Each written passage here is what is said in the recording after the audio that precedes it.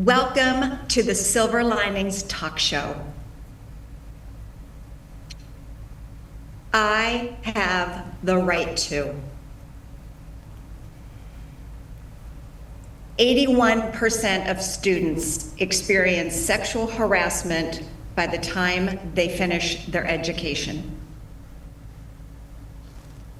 Every 68 seconds, an American is sexually assaulted. Every 9 minutes, that victim is a child. 1 in 4 girls have experienced some form of sexual violence before college.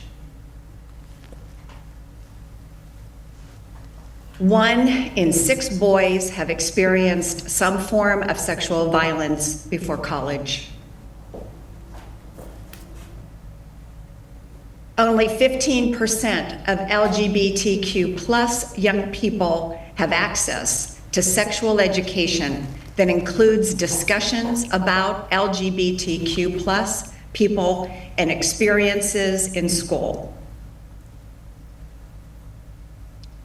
Less than 1% of people who report sexual assault go to trial and find a conviction. 70% of high school students reported wishing they had received more information from their parents about some emotional aspect of a romantic relationship. 65% of high school students wished they had received guidance on some emotional aspect of romantic relationships in school.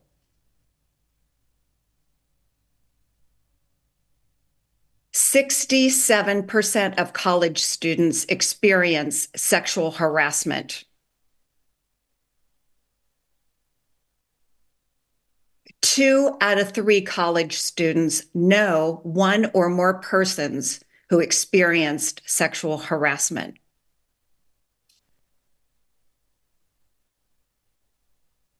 One in 5 women are sexually assaulted in college.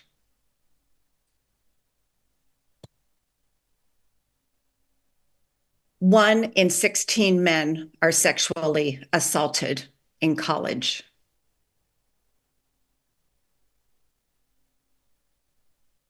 LGBTQIA, Black, Indigenous, and people of color face a heightened risk of sexual violence.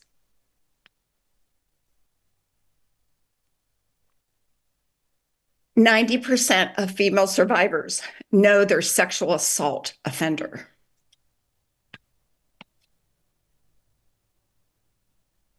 50% of sexual assault occurred during the first 6 to 8 weeks of school, also known as the red zone.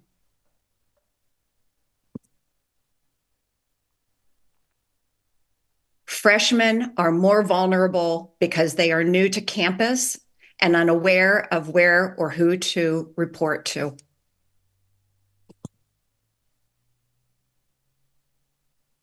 .1% of students who experience sexual assault drop out of college.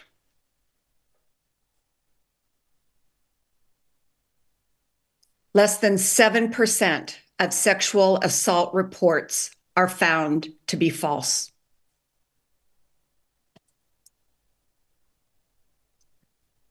And without further ado, I would like to introduce you to Susan and Alex Prout, 2 of the bravest parents that I know.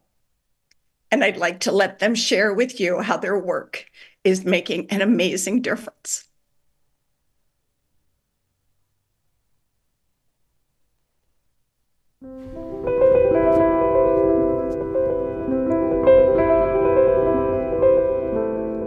Hi, I'm Chessie Prout, and I'm a high school sexual assault survivor advocate and now author. Too often, sexual assault survivors can't rely on their families for support. Too often, families will stand with their perpetrator if they're in the family, or they will tell the survivor to get over it. It happens to everyone. And that shouldn't be the case. The purpose for me coming forward in the first place was to let other people know that they might feel alone, but they are not alone. Speaking out can be difficult. It can be the biggest and craziest thing that a person has to do in their life. And it's not for every survivor. Sometimes speaking out looks like writing down the words, "I was assaulted" or "I was raped," saying them out loud, telling a friend, talking to a parent, a trusted adult, or talking on national television. I mean, it looks different for everybody, but to see real change in the world, we have to use our voices when we can. And I feel like it's my responsibility to help amplify this message through the different avenues that I'm given. 2 days after the trial, my name was blasted on the internet, on hate sites, people writing narratives of what my assault was like, people writing death threats, rape threats. I mean, I had no sense of privacy in that sense. When you searched up Chessie Prout on the internet, if I were to ever apply for a job or even apply to go to college, people would see the headline. The first headline was "The St. Paul's School Slut." And so when St. Paul's School challenged my anonymity in a court filing, that kind of pushed me over the edge, and I looked at my parents and I said, they think this is gonna shut me up. I knew that my experience was much bigger than my name, my comfort. So I wanted to put myself out there, because if it wasn't my name being dragged through the mud, if it wasn't me going first, it would have to be somebody else. I think the most important thing to me on my journey has been my family's support.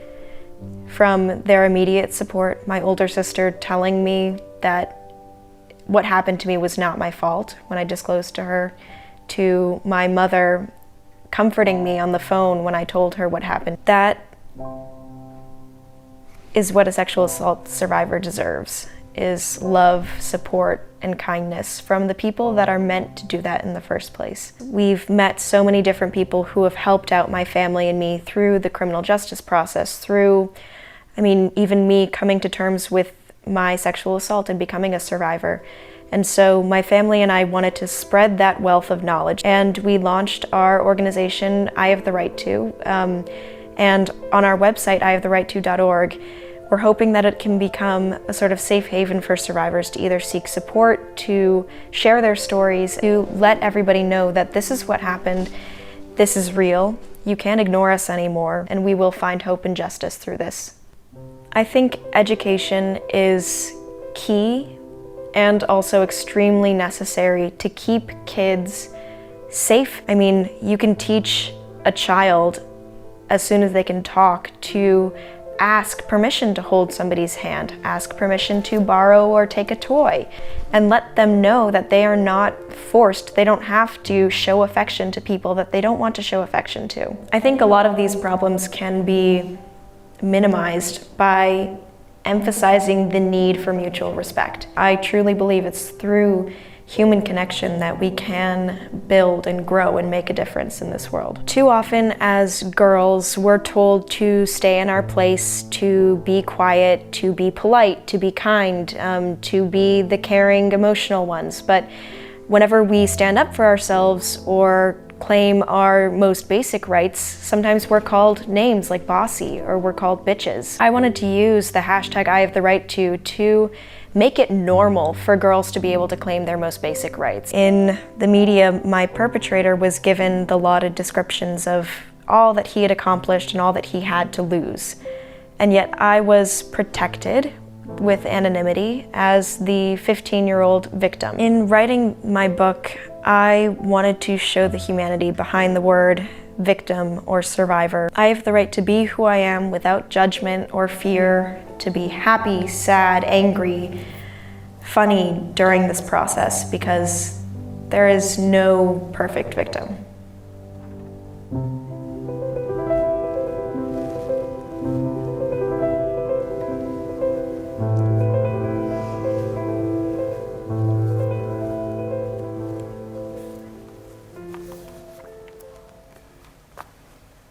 Wow. Okay. I am blown away with that powerful introduction to both of you being here today. What an amazingly strong and powerful daughter you have. Oh, thank you, Lynn. And we're going to roll right into what we just heard. The statistics just gave me the shivers and the tears. But let's talk about the video and the challenges that you faced with what Chessie has gone through. Absolutely. To start with. And thank you so much, Lynn, and thank you, Dina, for having Alex and I here, and to Diane for that powerful opening. That is what we do in our workshops across the country. We level set and create awareness that my husband and I did not have, nor did my daughters, when we sent Chessie to high school, to St. Paul's School in Concord, New Hampshire. We sent her to boarding school where my husband went as a child because we lived overseas. It was not in my background, Lynn, as you know. Yes. My parents were both public school teachers, and we thought Chessie would be so well protected by a community there. It was the last thing we thought would happen to Chessie, that she would be sexually assaulted as a freshman in high school by someone that was in her sister's class and that was thought of as a productive and successful student. So when it happened, our first thought was, I need to make sure that Chessie was going to be okay. It was her health and welfare before everything else. And that is what we focused on, as well as our other two daughters too. We have a 10-year age gap. So we couldn't even talk about it in our family in the same terms to our 7-year-old daughter as to our 18-year-old daughter. So it was really challenging. Yes. I remember you, Alex, making a few comments about when we were talking about your initial feelings, and then feeling that, this was truly something that you as a family needed to come together with. And I know the age gap, but you as the father. Yes. When, I received the news, Susan, called me, and it was, something that absolutely, floored me. And unfortunately, I had no awareness really of the subject matter, let alone how to care for my daughter. I had read an article that coincidentally 3 months before Chessie was assaulted in my office in Hong Kong. And at the water cooler, I turned to a colleague and I said, look, I've just read this article in the New York Times that 1 in 4 girls will be sexually assaulted before they graduate university. And unfortunately, I was thinking my oldest daughter, who was about to go off to Georgetown. And little did I know 3 months later would be my 15-year-old daughter, who was a freshman in high school. And that it would be, we heard all the data and the stats from, Diane. It is, my image of rape was the boogeyman jumping out from the bushes. And Chessie was one of the 90% who's assaulted by someone who they know. And not only, did she know, but this was a classmate of my older daughters. And it just, represented this new unknown for us that especially me as a man, I needed to adjust to very quickly. Yeah, for sure. And sexual assault doesn't just affect the survivor, it affects the whole family system. And that's something we don't talk about enough. So the knockoff effect, just in the immediacy of it all, her younger sister, I needed to find childcare for her. My husband had work he was immersed in. He was ready to travel to London. And our older daughter was trying to square what had happened with her community. She was on a graduation trip to Watch Hill, of all places. And we were in communication trying to figure out what had actually happened and how I could support each member of the family, with of course Chessie being the the person at the center of everything. So it's really complicated as a family. And I want all potential perps out there. I mean, the sociopaths we'll never help, but the followers to this trend of sexual assault and commoditizing women, you need to know you are doing a crime against a whole family, because it truly upsets the balance of all you know. Chessie talked about some of the experiences, some of the negative experiences that she encountered, and I wanted to kind of just talk about how were these challenges to all of you as a family, and were there other challenges that you faced besides what she shared? I think that's something we really want to lift the curtain about, is secondary trauma. Yes. So indeed, we were shocked at how the community responded, her St. Paul's community. We were really hurt by it, and certainly both of our daughters were very traumatized by it. And this was the community we had entrusted our both daughters to. It was the only school we let our daughters apply to, feeling that they would be taken care of because of our history with them, and because the headmaster, who they call the rector, had gone to school with Alex, and we knew the family and so many of their classmates. But instead, I think we've now come to understand there's a response that people make to protect themselves from something that's horrible. You're a psychotherapist, you understand this. I think it's the reptilian response.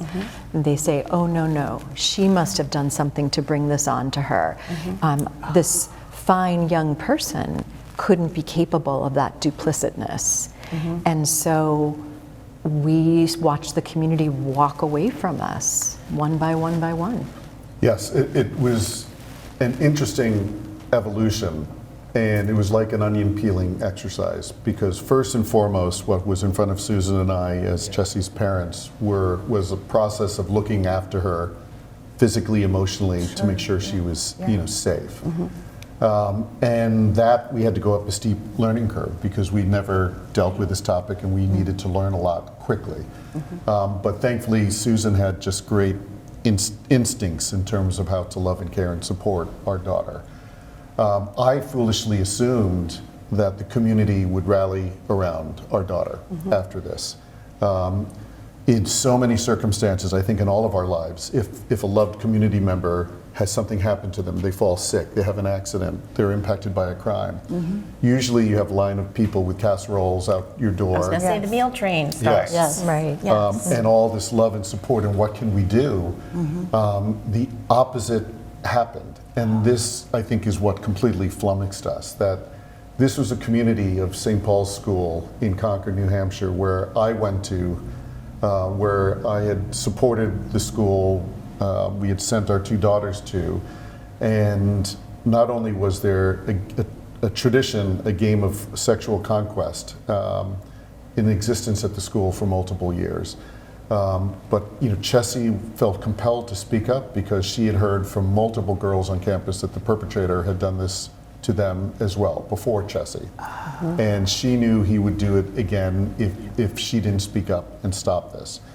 And that, to me, is a heroic act by a 15-year-old. And I expected her to be lifted up in this community and protected and treated in a way that her safety would be foremost.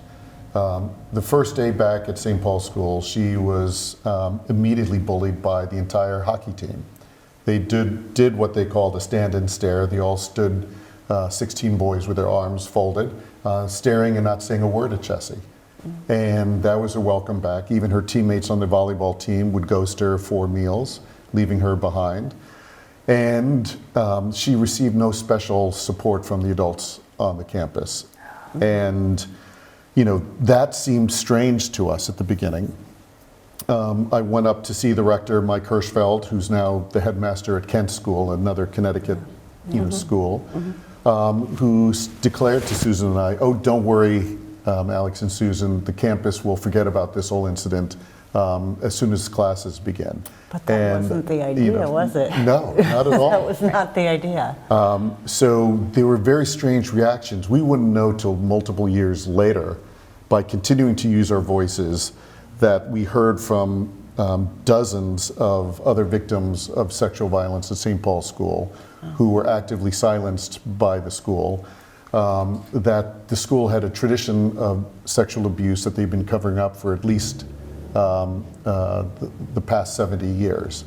But through this all, we learn what every victim of sexual violence faces. They face this wall of silence and isolation, and then this active campaign of blaming and shaming the victim, while raising up the perpetrator as this, bright student that has so much to lose because of a victim speaking up.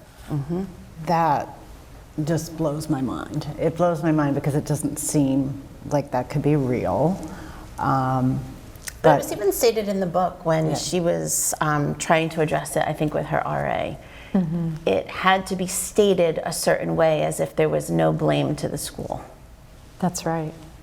And so unfortunately, the scene was already being set for a lack of really diving into claims that, young women and probably maybe some young men, I don't know, have made. And it does kind of force someone to kind of withdraw, become a little more silent, start to question themselves. Absolutely. That's right. Because they immediately are not getting that support in any way. Even when they tell it, they can't tell it as they want to. So what Chessie actually found out was that even on one of her first days at school, she'd been sexually assaulted at a school dance. I forget the name of the dance at school. A Nash Bash. The Nash Bash, and the kids would dress up, and one of the dorm parents, her advisor, told the girls, come up with hand signals when boys start to get aggressive with you, because they will, and you need to protect yourselves in a group. And a boy put his hands down her pants while they were, in this big, kind of, gathering of kids, and the adults are all in the perimeter of the room watching. And that's what we're here to teach schools about now. We must speak up early and often to our students to educate them about what is the appropriate culture that upholds your school's values. This was a religious school, and they were putting up with the actions of these boys for decades. They were doing the boys will be boys thing, and that is not, like, to know that it's happening and to tell the girls that they are supposed to protect themselves is kind of a little insane in my mind. Well, I'm glad you brought that up, and especially that phrase, because that phrase is also so demeaning to our boys. Absolutely. Because you're saying our boys are limited to this very, toxic image of a young man. And that's what we should expect from these young men. And this is from a school that says it's one of the leading, educational institutes in the world. So we actually found a video of bears, like trying to get at a group of men watching a football game and drinking beer, and the saying becomes, bears will be bears, as the bears trying to break down the door and eat them. And we're trying to drive home the point to our students and their school communities that, would you put up with that? Of course not. And so bringing us back to, Chessie speaking about, what people were saying about her versus what they were saying about the perpetrator. I'd love to hear a little bit more about when the verdict came down, what was being said then, because oftentimes it is about, well, we don't want to, ruin his future, but what about, what she needs to go through. And also just a tad bit about the perpetrator, because he seemed to be held in a very high standard. So I want to just hear about him a little bit, and then how the court proceeding went and what was the verdict. Sure. Well, we really don't like to talk about the perpetrator. He absorbed so much oxygen at airtime during the trial. What we can say is that he had done this before, Chessie. That's why Chessie felt compelled to speak up. He felt compelled to put on sort of a persona for the trial.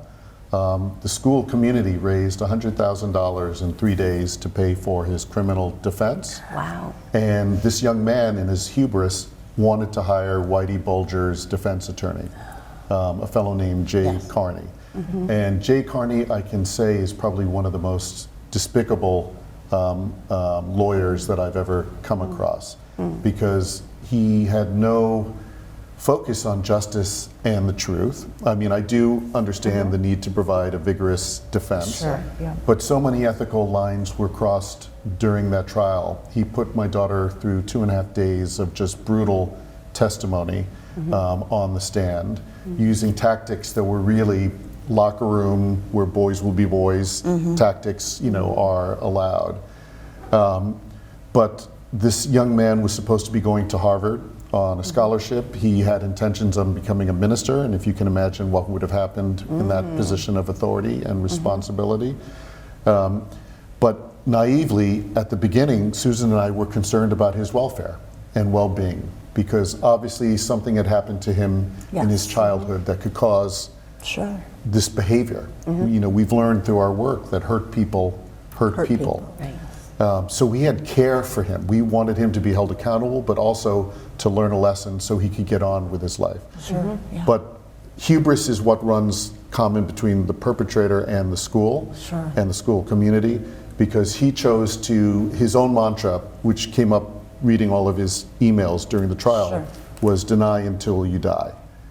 And he absorbed that from the school community and the adults and the board of trustees, there. So, but he was convicted, during the trial, and he had to do jail time. And so Chessie was one of those less than 1% of survivors that sees their victim, held accountable. And if I can just add, we were so blessed by a dream team of professionals in Concord, New Hampshire. Absolutely. Where she was only had to tell her story once. There was a remote camera when an advocate asked her the details of what had happened. A female detective who met her at the emergency room, who explained it in very non-scary terms to a 15-year-old. He could get in trouble for what he did to you, Chessie. To a detective, a prosecutor named Catherine Ruffle, who actually went against her colleague, who said, I don't like the fact pattern of this case, I don't want to take it.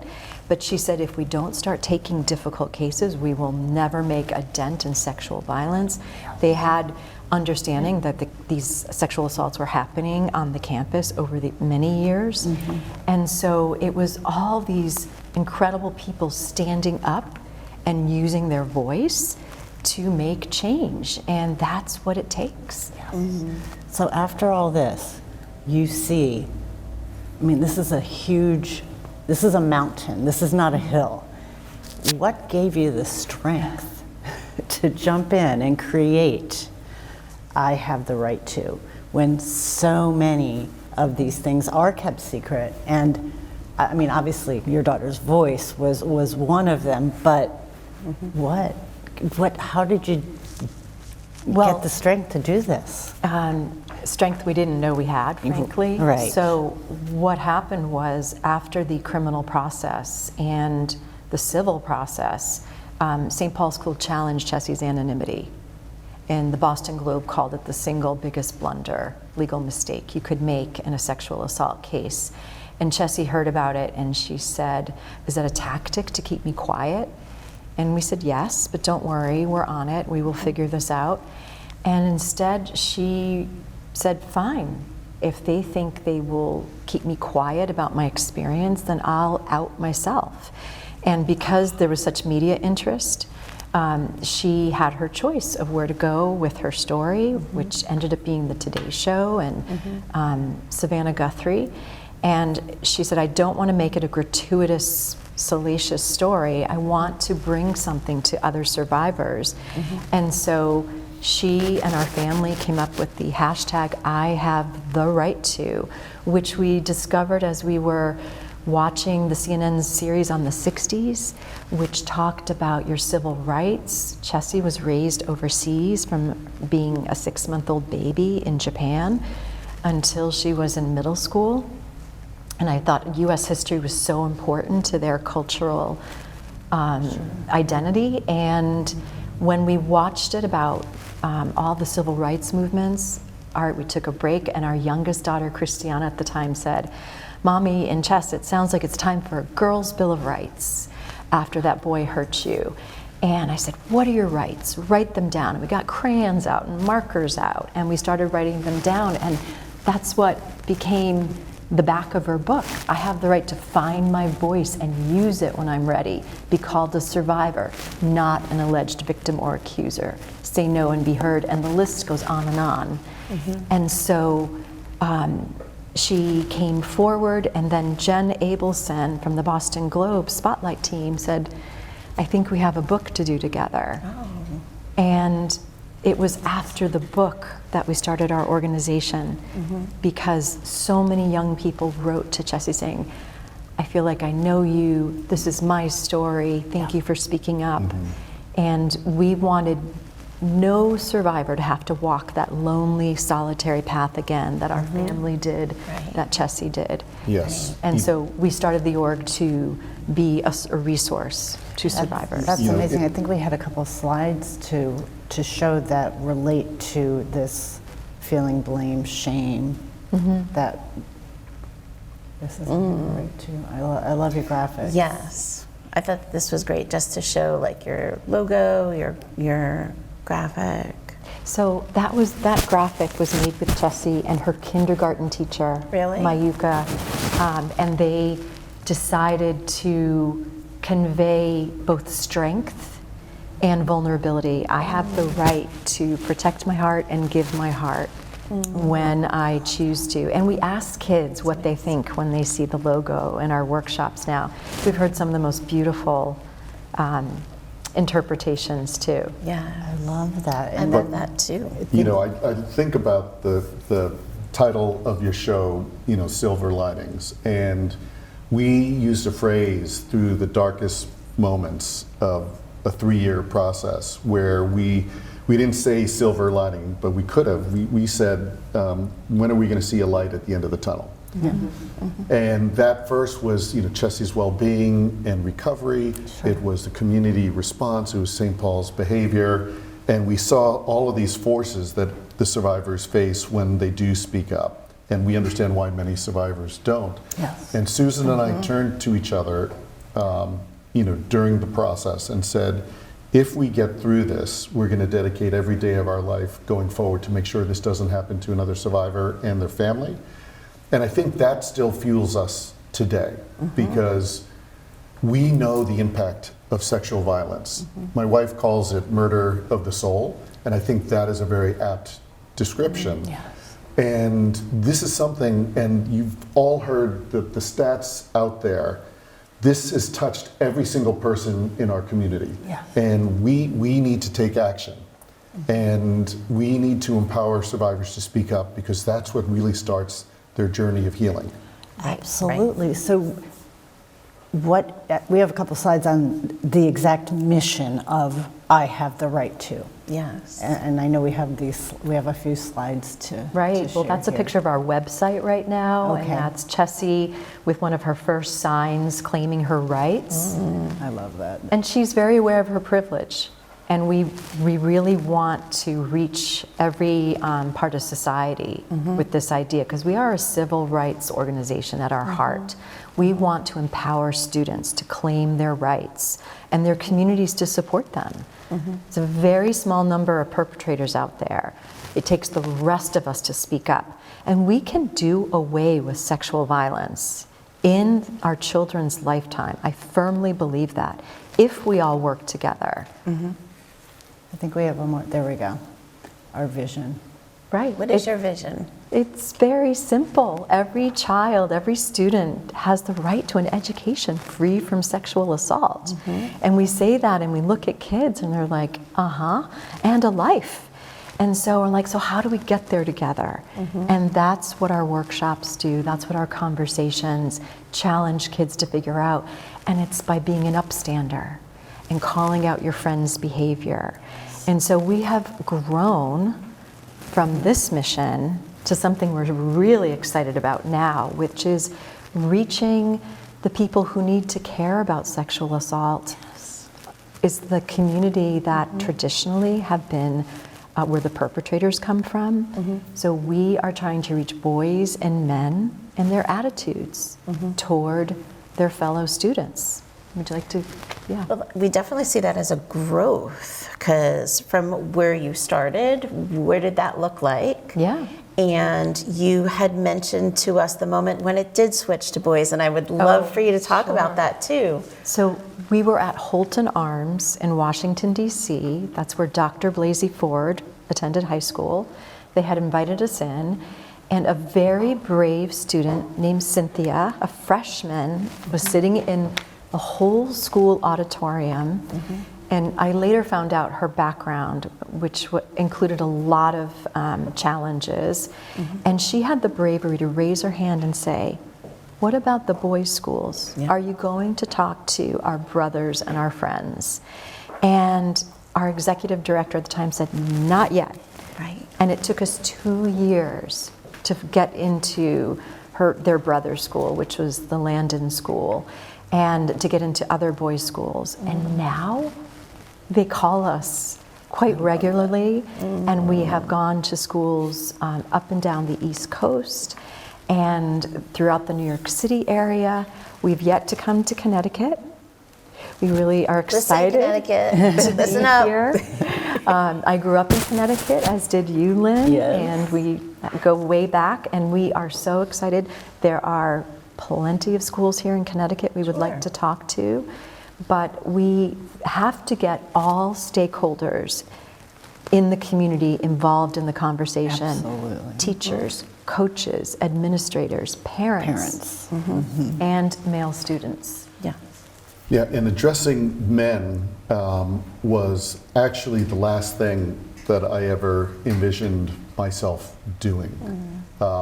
And I think upon self-reflection, it was because I was sort of trapped in this sort of container that society said I needed to be in. And I was very comfortable in that container. When Susan called me to tell me Chessie had been assaulted, and this is something I now talk through with audiences of boys and young men, is 3 reactions that all of the audience can identify immediately with me, which is I was filled with rage, I wanted to seek revenge on the perpetrator, and I felt like a failure as a man, as a father.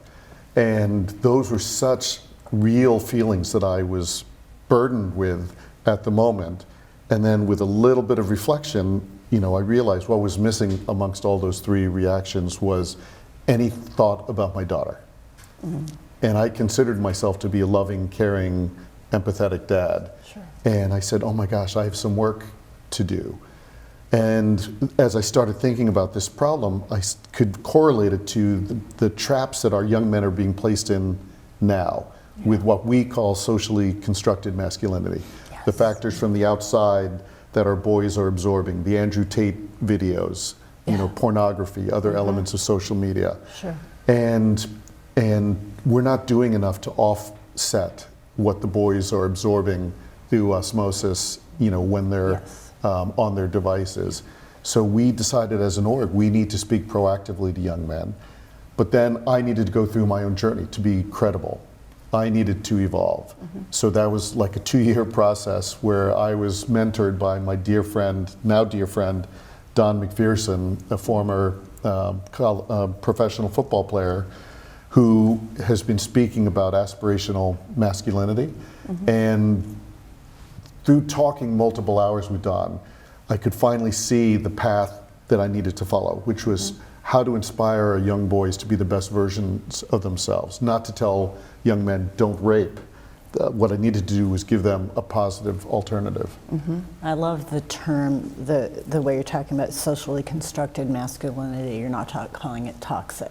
I love it. The terminology is so important as to how you phrase it. Yes. Because then the way it's absorbed and taken and learned is much better. And it's also very reflective. Yes. Yes. Very reflective on how we are growing up based on gender and the messaging we hear and the experiences we find ourselves in. Right.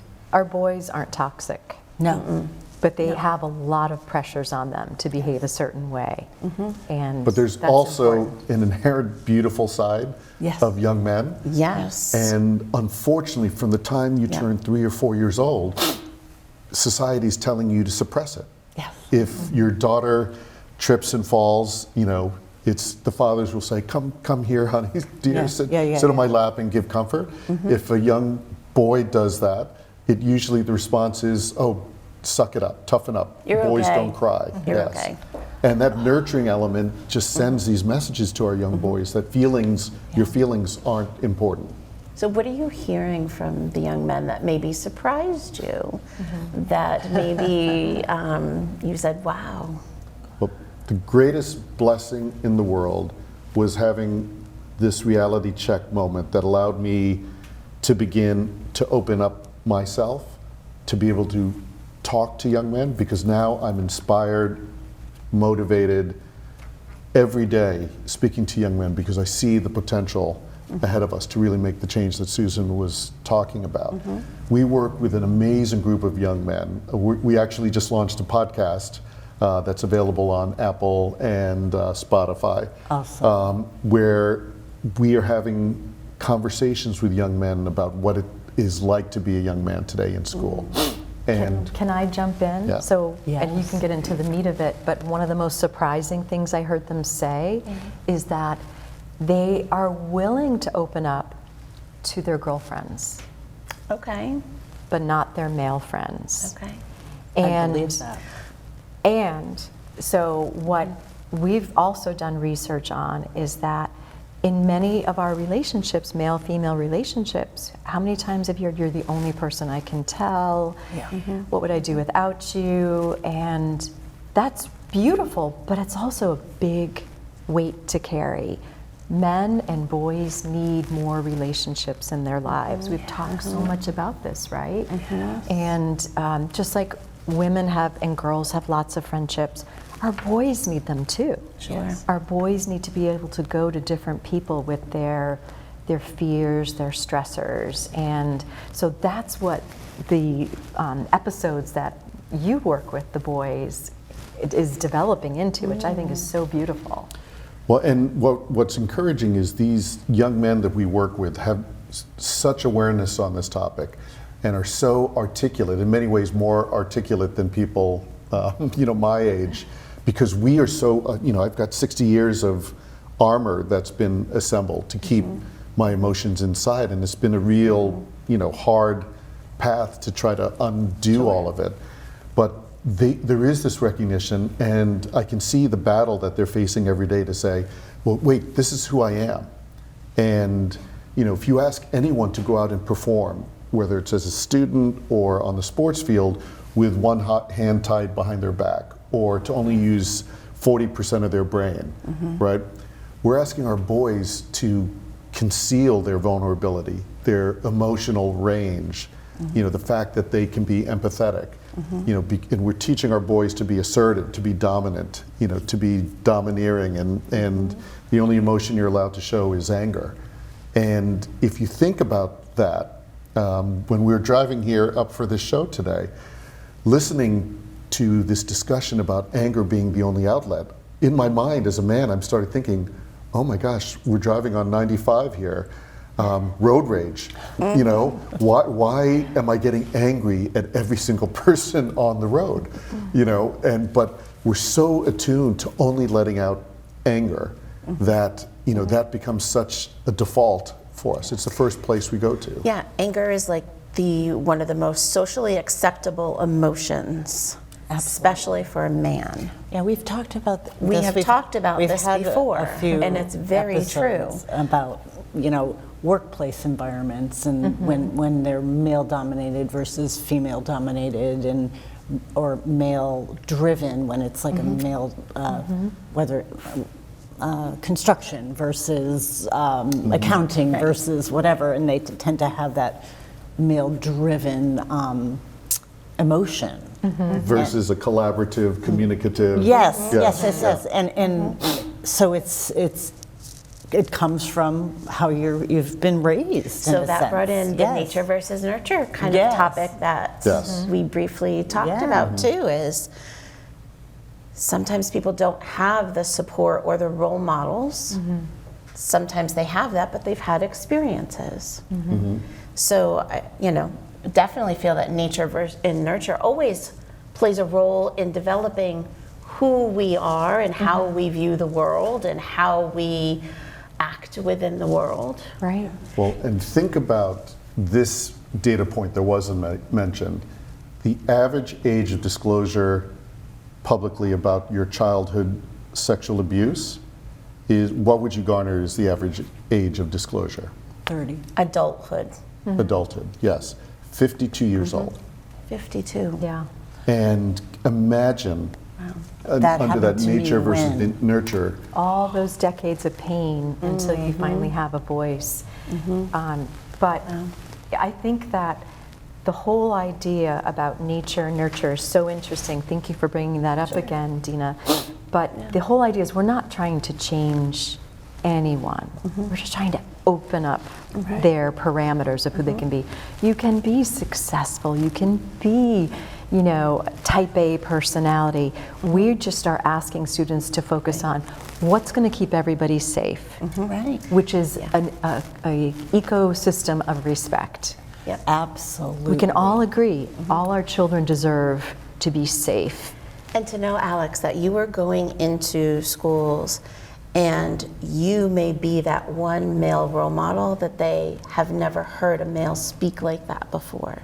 They've never had an experience where they have been given permission, right, to open up or to be able to think about their own emotions. So imagine, again, it's like one person, such as your daughter, who brings to light something, and then it passes on to the next person, to the next person, to the next person. For sure. And that's the amazing thing that you guys are doing with this really amazing multidisciplinary approach too, is you're talking about emotional intelligence, you're talking about education, community support, and all these pieces that are so vital for success. That's right. You can't learn at school when you're carrying trauma that nobody is sharing with you or is supporting. So we're talking about how all our children can succeed and be supported in the world that we live in right now. And it sounds so simple. Yeah, Right? it is. It sounds so simple. So I like that you're working right now with 8 to 12th grades, right? In schools. Yep. And I know you'd probably like to expand that. Well, actually, right after this this wonderful interview with you, we are heading to Quinnipiac University to work with a graduate student there on his senior thesis about how the media covers sexual violence. So we are expanding in both ways, actually. awesome. In universities, we've worked with Assumption University. We're going to my alma mater pretty soon, Holy Cross College. And yes, we have a phenomenal executive director who has little ones, and we are trying to get right in there when kids are most formative, in the preschool years as well. So teaching them about how they can live in a consent culture, which has nothing to do with physical sexuality. It just has to do with how we are respectful to one another. And just beginning, like you said, with that consent. I know we're gonna take a look at some slides coming up. Great. But the statistics that Diane shared were really mind-blowing. Yeah. And they have definitely not changed. Right, And right, that is that to me, I mean, I was just tearing up. When you share those stats with your kids, what are their impressions? They are universally shocked. Yes. They had no awareness, that the scale of the problem, the scope of the problem was so large.